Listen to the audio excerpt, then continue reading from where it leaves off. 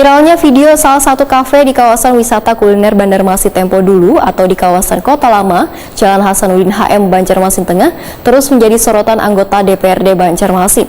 Dikarenakan ada tindakan tegas yang diberikan pemerintah kota kepada pemilik kafe yang melanggar aturan dan sudah menggelar pertunjukan musik DJ di malam libur keagamaan pada malam Sabtu 8 Oktober 2022 lalu.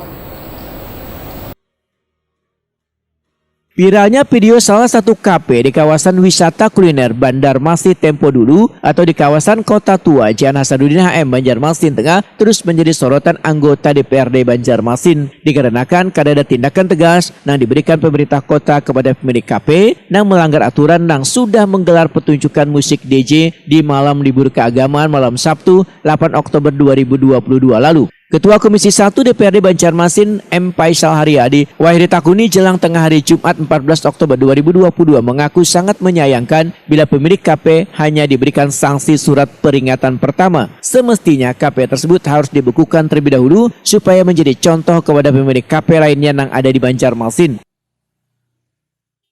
Kelihatannya sudah terlampau lewat dari ketentuan yang diizinkan oleh pemerintah kota.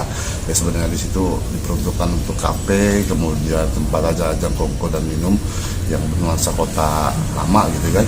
Nah sekarang sudah bergeser ke hiburan menghadirkan DJ segala macam. Nah ini kami sayangkan.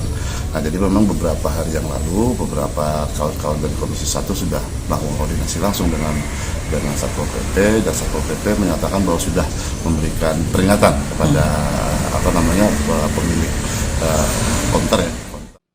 Politisi Partai Amanat Nasional ini pun meminta Satpol PP Banjarmasin sesegeranya turun melakukan operasi di kawasan Kota Lama lantaran dikhawatirkan dapat merusak citra kawasan wisata. Jikapun nantinya didapati ada yang melanggar aturan, maka M. Faisal Haryadi berharap Satpol PP Banjarmasin untuk menindak tegas.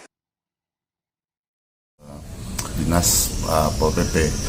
Nah seharusnya memang kami berharap bahwa memang ini menjadi momentum lah terhadap pelaku-pelaku bisnis yang di luar peruntukan sebenarnya. Jadi kami menginginkan bahwa ini menjadi momentum seharusnya pemerintah kota bisa bertindak tegas, kemudian memberikan peringatan yang keras sehingga berujung pada pencabutan atau pembekuan izin sementara yang di lokasi tersebut.